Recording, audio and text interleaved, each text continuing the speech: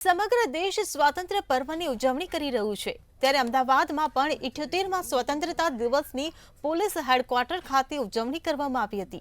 આ ઉજવણી દરમિયાન પોલીસના ઉચ્ચ કક્ષાના અધિકારીઓ તેમજ પીઆઈ, પીએસઆઈ અને કોન્સ્ટેબલો હાજર રહ્યા હતા।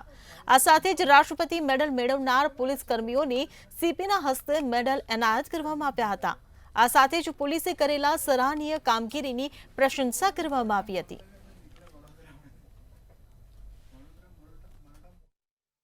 अपना 78માં स्वतंत्रता दिवसની ઉજવણી કરી રહ્યા છે એ બદલ હું આપ તમામને અભિનંદન પાઠવું છું। આજે આપણે સ્વતંત્રતા સેનાનીઓ કે જેને આપણે પ્રાણોની આહુતિ આપી, બલિદાન આપ્યા, એને પણ યાદ કરીએ કે આપણે આજે સ્વતંત્ર છીએ।